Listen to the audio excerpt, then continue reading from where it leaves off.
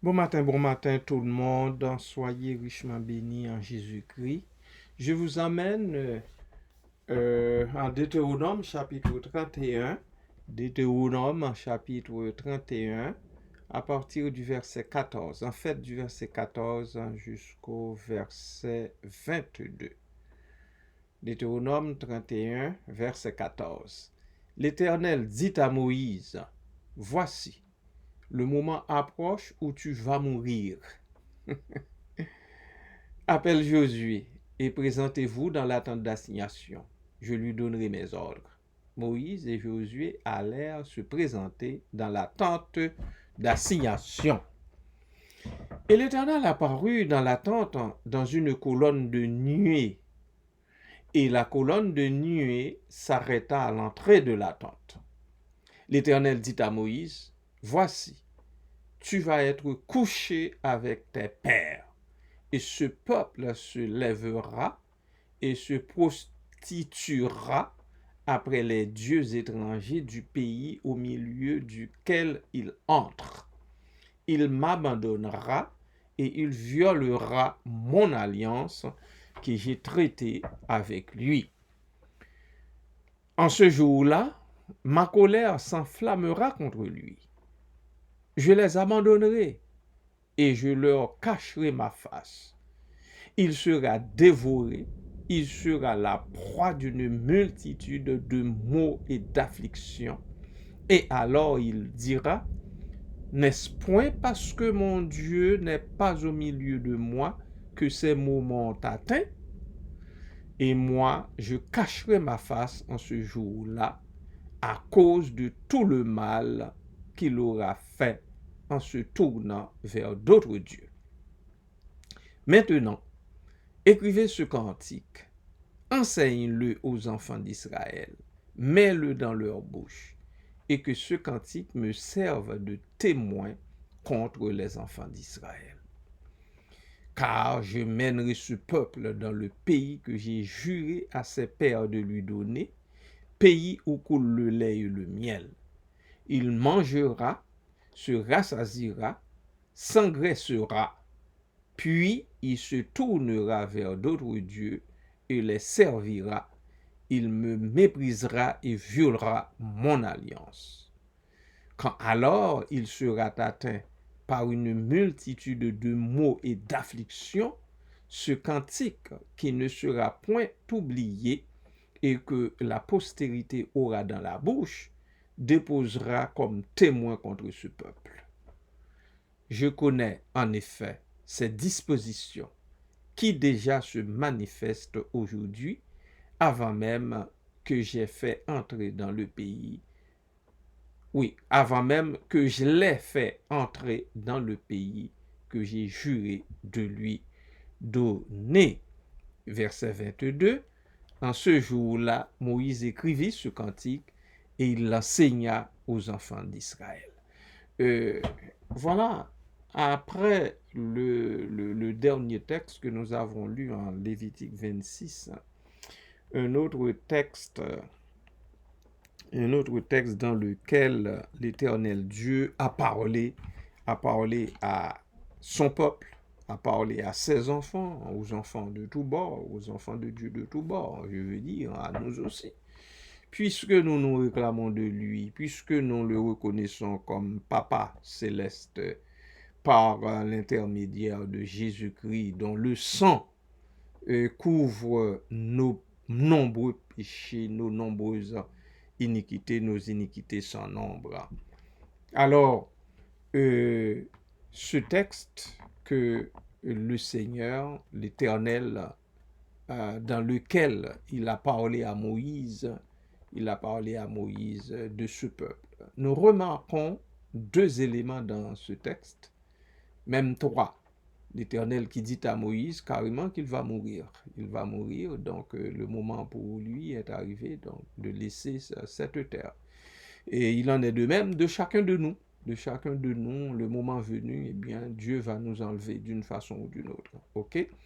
Mais autre chose, c'est qu'il demande à Moïse d'appeler Josué et de lui remettre le maillet. C'est lui qui devait à assurer l'intérim. Je dis l'intérim.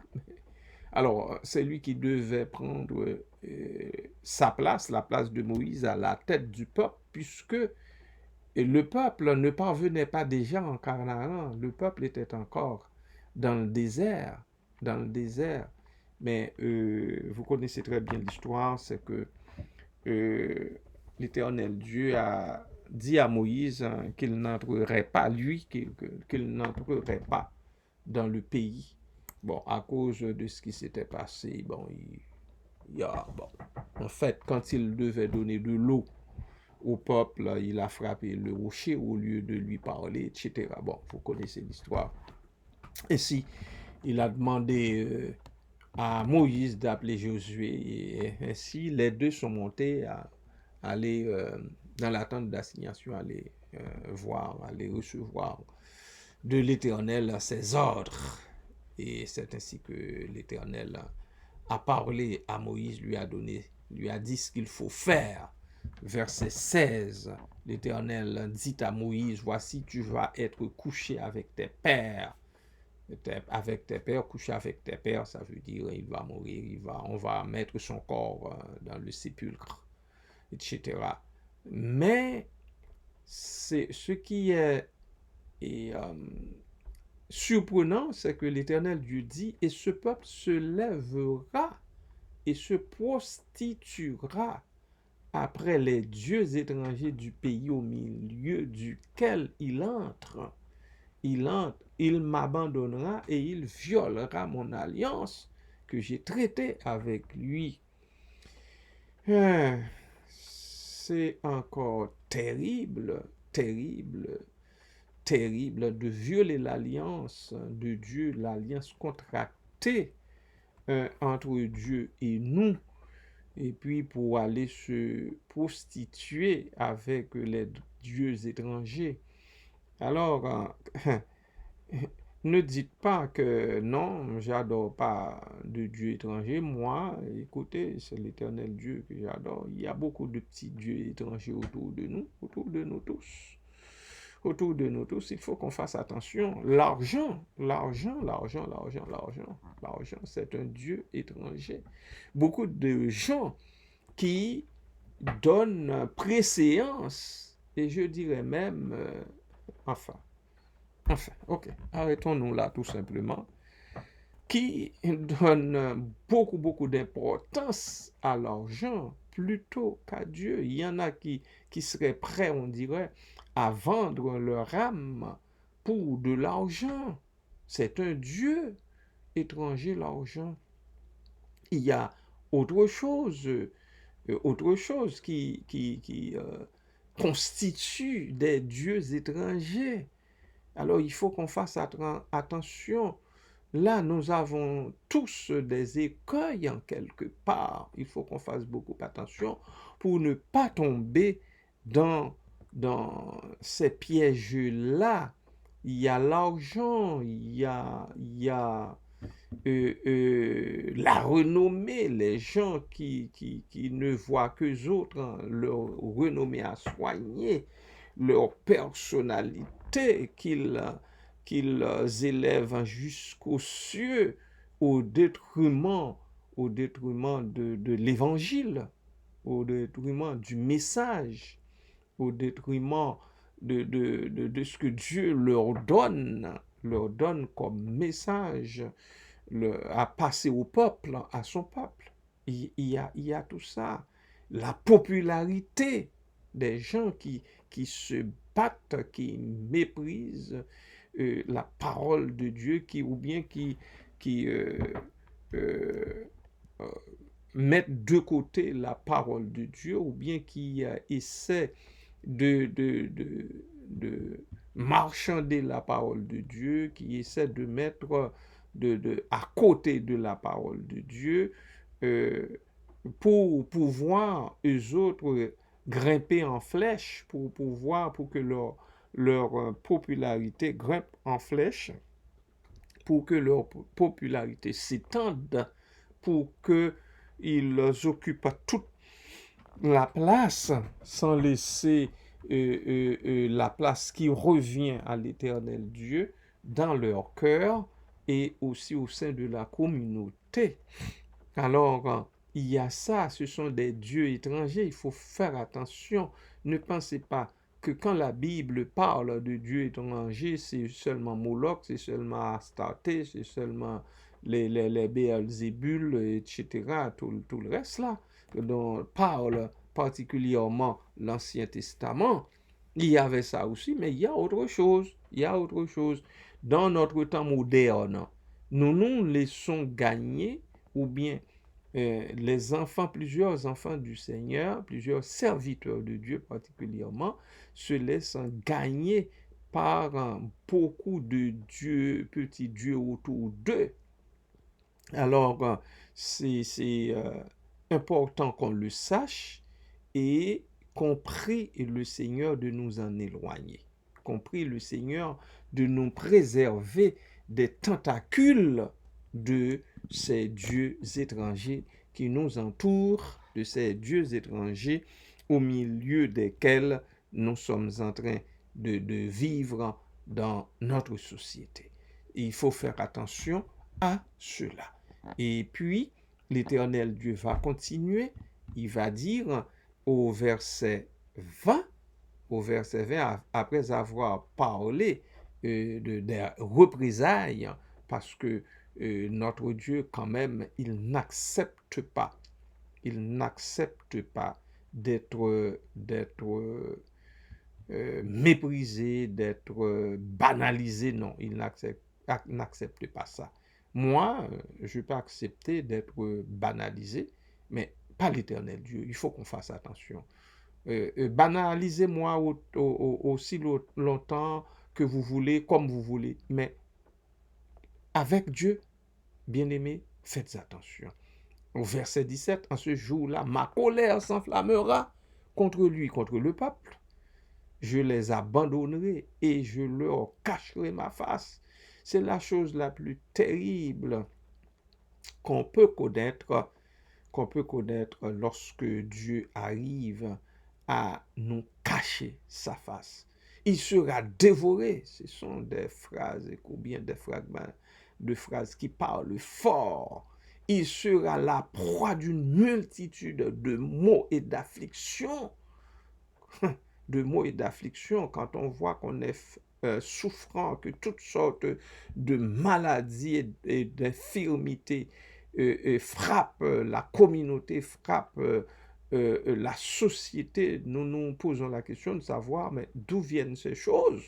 C'est à cause, justement, à cause de notre conduite, à cause de la conduite des gens au sein de la société et la plupart du temps, des gens qui se réclament de Dieu, mais qui travaillent pour eux-mêmes, qui travaillent pour leur boss, qui travaillent, quand je dis pour leur boss, je fais référence ici à Satan. Ok, c'est tout. Et il dira, n'est-ce point parce que mon Dieu n'est pas au milieu de moi? Et c'est ce que nous disons souvent, plusieurs d'entre nous le disent. Et bon Dieu abandonné, bon Dieu pas là encore, il pas avec nous encore, il pas machin. Les enfants d'Israël savaient dire cela aussi. Mais pourquoi Dieu s'était-il caché sa face? Pourquoi l'abandonnait-il les enfants d'Israël? À cause de leur conduite malhonnête, à cause de leur iniquité sans nombre, à cause de leur rébellion, à cause du mépris flagrant, de leur mépris flagrant quant à la loi, quant à l'ordonnance, quant au commandement de Dieu. Alors c'est pour ça que je vous dis, il faut que vous fassiez attention. Il faut faire, hein, quand même, il faut être sur ses gardes pour ne pas tomber en contravention avec le Seigneur. Mais quand même, notre Dieu étant un Dieu d'amour, et même après avoir dit au verset 18 de Deutéronome 31, où nous sommes encore, et moi je cacherai ma face en ce jour-là à cause de tout le mal qu'il aura fait en se tournant vers d'autres dieux. Verset 19, il dit, maintenant, écrivez ce cantique, enseigne-le aux enfants d'Israël, mets-le dans leur bouche, et que ce cantique me serve de témoin contre les enfants d'Israël. Parce que notre Dieu ne frappe jamais pour rien. Quand il frappe, il a de très bonnes raisons. Mais en tant que Dieu d'amour, il se ravise toujours. Et c'est ça qui fait toute la beauté de l'affaire.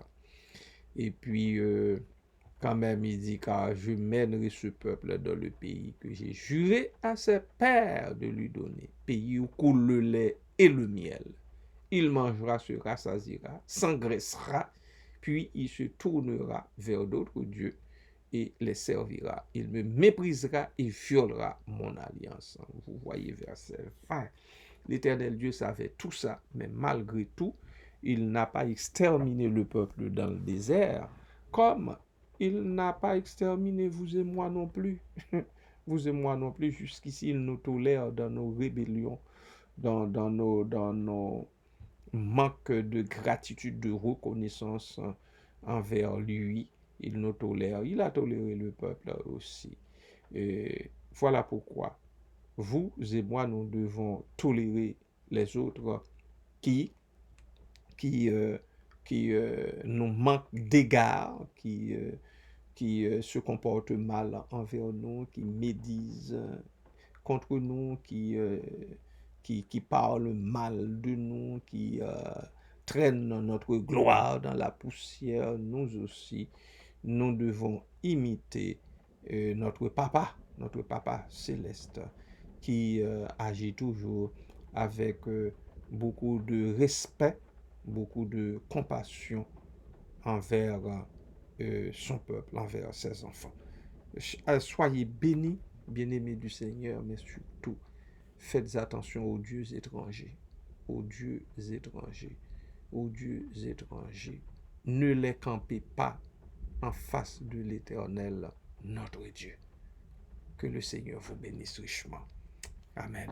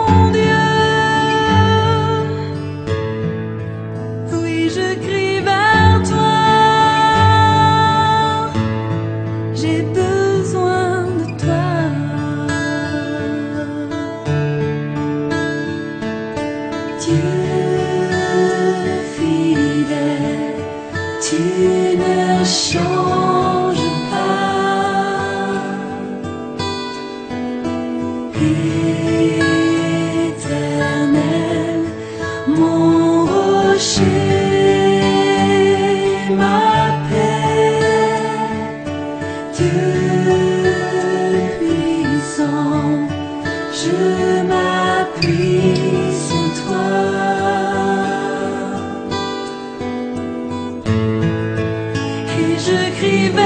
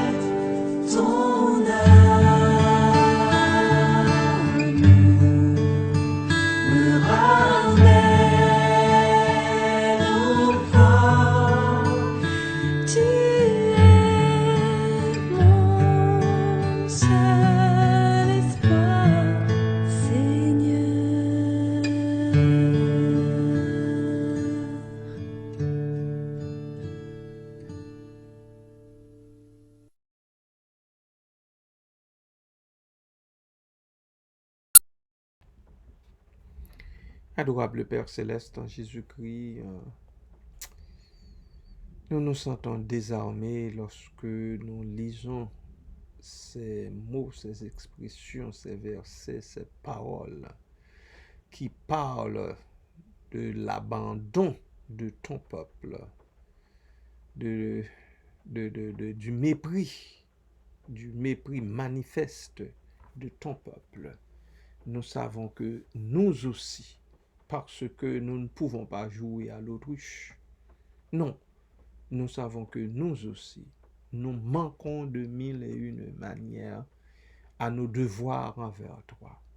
Mais Papa, malgré tout, tu nous tolères jusqu'ici. Tu nous fais grâce et miséricorde. Nous te disons, pardonne-nous. Pardonne-nous comme tu as pardonné aux enfants d'Israël. Comme, ô Dieu, tu nous pardonnes déjà en Jésus-Christ. Nous te prions et nous te disons, pardonne-nous. Pardonne-nous nos offenses. Mais surtout, Seigneur, que nous ayons la pensée de pardonner aussi à ceux qui nous ont offensés, puisque nous ne méritons pas ton pardon. Nous te le demandons et tu nous le donnes. En retour, nous aussi, nous devons pardonner à nos offenseurs. Fais-nous cette grâce, Papa. Fais-nous cette miséricorde. Oui, quand il fausse, quand il parle mal de nous, eh bien, c'est désastreux. Nous nous sentons atterrés, mais nous savons que toi aussi, nous avons commis et nous continuons de commettre beaucoup de torts à toi, à l'évangile de la grâce. Fais-nous miséricorde, ô Dieu, n'entre pas en jugement avec ton peuple. Merci pour ça, Papa. Merci, Père. Merci, Seigneur. Merci encore une fois pour cette parole que tu nous donnes, qui nous sert de garde-fou. Merci, Papa. Merci, Seigneur. Que nous imprimions chacune de tes ordonnances, chacun de tes commandements sur la table de nos cœurs, afin de ne pas pécher contre toi. Que nous ne le disions pas seulement du bout des lèvres pour imiter David qui eut à énoncer cela, mais ô Dieu, que nous prenions cette décision par nous-mêmes et pour nous-mêmes, la décision d'imprimer ta parole sur la table de nos cœurs afin de ne pas pécher contre toi, Seigneur. Fais-nous cette grâce lorsque le moment venu pour nous de commettre un péché quelconque. Fais-nous la grâce, ô Dieu. Fais-nous la grâce, ô Dieu, de nous rappeler ces ordonnances, ces préceptes. Papa, merci Père. Merci Papa. Merci pour cette journée que tu as faite et qui est belle, qui est bonne pour tous tes enfants. Béni soit ton Seigneur pour cette journée. Merci pour l'air, ton oxygène que nous continuons de respirer. Merci Père. Merci pour la force que tu mets dans nos membres, Seigneur. Cette énergie qui nous permet de nous tenir debout malgré la fatigue dont nous sommes en proie, Seigneur. Merci pour toutes ces choses. Merci Papa. Fais-nous miséricorde encore à cause du sang versé de Jésus-Christ. Et c'est en son nom tout-puissant que nous t'adressons cette prière. Amen.